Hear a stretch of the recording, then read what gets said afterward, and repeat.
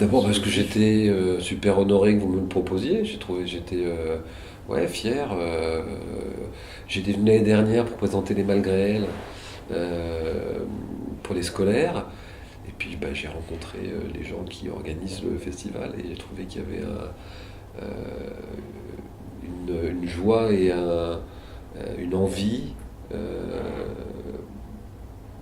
communicative. Et je me suis dit, mais c'est gonflé parce que le film historique, il n'y en a pas tant que ça. Euh, et puis c'est la façon dont vous nous avez accueillis. Voilà, je trouve que vous donnez envie. Donc il y a de la qualité, l'accueil, voilà, les gens sont bénévoles et attentifs et passionnés. Donc voilà, ça fait plein de bonnes raisons de venir. Et puis là, il y a effectivement une sélection de longs métrages de super qualité, quoi. Quand on est dans l'histoire, on a un peu le devoir de coller à l'histoire. Donc ça implique une recherche au niveau des costumes, au niveau des décors, au niveau de la vie de l'époque. Parce que alors soit tu fais vraiment du film historique en collant à l'événement, et là tu as un vrai devoir de respect de l'histoire. Après tu peux faire de la fiction historique ou en costume, mais par exemple récemment j'ai fait des films sur les années 60. Voilà, l'escalier de fer que j'ai fait avec Laurent Gérard c'était 63, la boule noire c'était 70. 74 par là, ce sont des reconstitutions historiques, il n'y a plus rien maintenant de cette époque-là, donc il faut aller tout rechercher. Voilà, donc d'abord c'est des paysans, ensuite il y a un vrai apport du costume, c'est-à-dire quand on met les comédiens dans les costumes d'époque, ils ne se comportent pas pareil.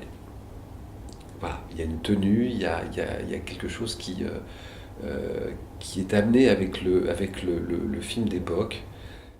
Après, c'est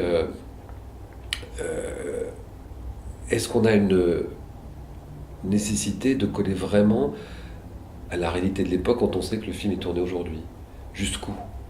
Voilà, les gens ne sont pas dupes, ils savent très bien que c'est des films qui sont tournés aujourd'hui. Donc voilà, c'est le positionnement. En télévision, on a moins de moyens, en cinéma, il y a plus de moyens. Jusqu'où on peut aller pour que le spectateur soit plongé dans l'univers et ne se pose pas la question de savoir si, ah bah tiens, là, c'est pas d'époque, là, c'est. Donc il faut une rigueur. Et puis ça fédère. Le film historique fédère. Les gens se sentent plus concernés. Il y a une espèce de, je ne vais pas dire de patriotisme, mais en tout cas, il y a une autre façon de voir les choses, comme si cette histoire nous réunissait. Et donc on n'a pas la même attention sur une histoire qu'on raconterait contemporaine que sur un fait qui remonterait soit à 30, 40, 50, voire plusieurs centaines d'années. C'est vraiment différent, quoi. Moi j'aime beaucoup. Je trouve qu'il y a. Voilà, c'est une plongée dans un univers qu'on apprend souvent, hein. C'est-à-dire que les époques, on pense on connaît ces époques, et puis en recherchant, dans des recherches, soit à l'INA, soit dans les bibliothèques, soit dans les fonds d'images ou de documents, notamment pour les costumes, on essaie toujours de se rapprocher des documents d'époque qu'on peut avoir.